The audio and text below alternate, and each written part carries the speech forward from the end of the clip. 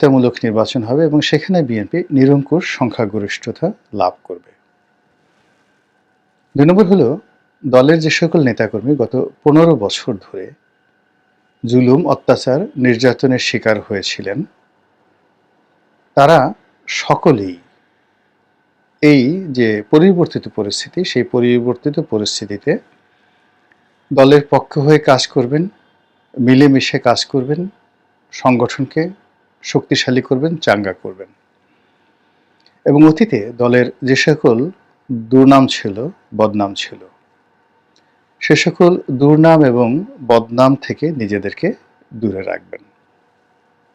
চাঁদাবাজি, অনিয়ম, দখলবাজি, কমিটি বিক্রি, পদপদবি বিক্রি, তারপরে নিয়োগ বদলি, টেন্ডারবাজি, যা কিছু ক্ষমতার সঙ্গে সম্পৃক্ত, এই বিষয়গুলো থেকে বিএনপি নিজেদেরকে মুক্ত রাখবে, নেতাকর্মীরা। এর কারণ হলো, গত আওয়ামী লীগ সরকারের ১৫ বছর এবং তার আগের প্রায় ৩ বছর, ১৫-৩ 18 বছর, এই 18 বছর ধরে বিএনপির যে দুর্ভোগ এবং দুর্দশা, সেই দুর্দশা হয়েছে ২০০১ থেকে ২০০৬ সাল অবধি যারা গুলিস্তানে চাঁদাবাজি করেছে,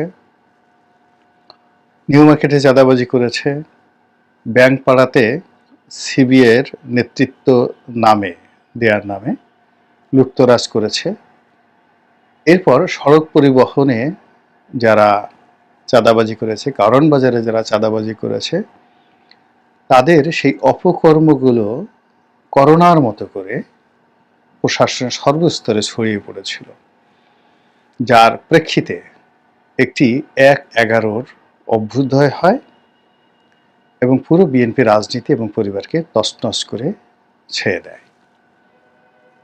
এবং এই ঘটনাতে বিএনপির কারা মন্দ, কারা ব্যাডম্যান, কারা মনস্টার মানে দানব, এটি মোটামুটি চিহ্নিত হয়ে গেছে।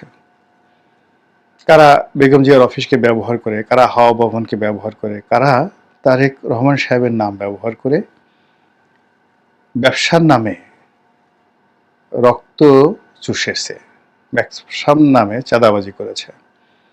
পথের ফকির গুলশান বনানীতে শত শত বাড়ি গাড়ির মালিক হয়েছে, ব্যাংক, বিমা, টেলিভিশন কেন্দ্র থেকে শুরু করে অনেক কিছুর মালিক হয়েছে।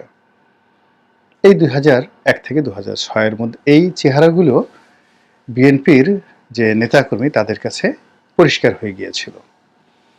এরা বিরাট একটি অংশ দেশের বাইরে পালিয়েছিল, আরেকটি অংশ জেলখানাতে ছিল।